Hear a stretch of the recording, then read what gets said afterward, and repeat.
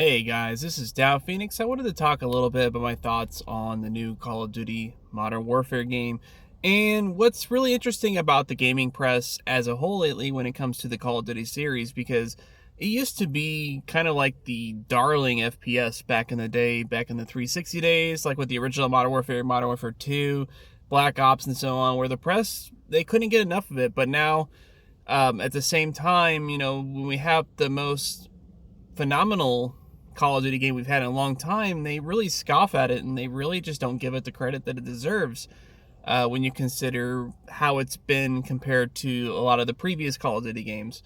So this new Modern Warfare does a lot of really interesting things that the series has needed for a long time.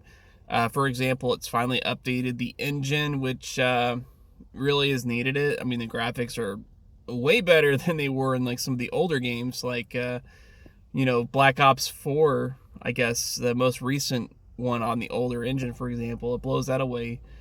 The sound design is phenomenal. Like, when it comes to like these kinds of games, these military style FPS games, I don't think I've heard one that's had anything quite as good sound wise as this. Maybe the closest thing would be something from the Battlefield series, because they've always done pretty good with that stuff. But this definitely seems, to me at least, like they take it up just another step further.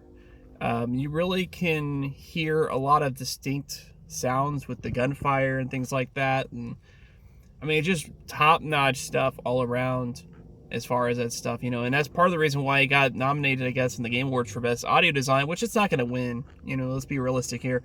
It's probably going to go to something like Death Stranding or whatever, because the fact of the matter is they have the viewer voting, but they only counts for 10% of it. So where's the other 90%? How's that being determined?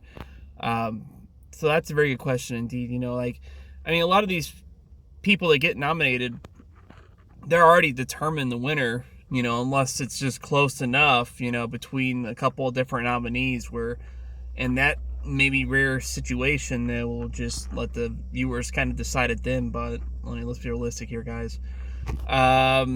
Really, even their story, like the campaign, really interesting stuff. It's rock solid. It's not quite what they hyped up to be, but it's still really good. I really like the set pieces, the way they've done everything with that. Just a rock solid Call of Duty game altogether. Definitely the best one we've had in several years. And not to mention that new gunfight mode. Like, holy crap. Talk about taking a nice and simple mode and really just making it a blast. It kind of goes a long way when it comes to video games. Sometimes simplicity is the best selling point. Sometimes simplicity is what really drives engagement with games, and that's part of the reason why I like this new gunfight mode, is because it's just simple. It's something they could have done a long time ago. This is something they probably could have done back in the PS2 days or something like that. But I kind of celebrate what they've done with it, because they've taken such a simplistic design of just having 2-on-2 combat in small maps with everybody having the same weapons, but they really added a lot of interesting little elements to it at the same time. It's just got so much tactical depth and stuff like that for such a small mode.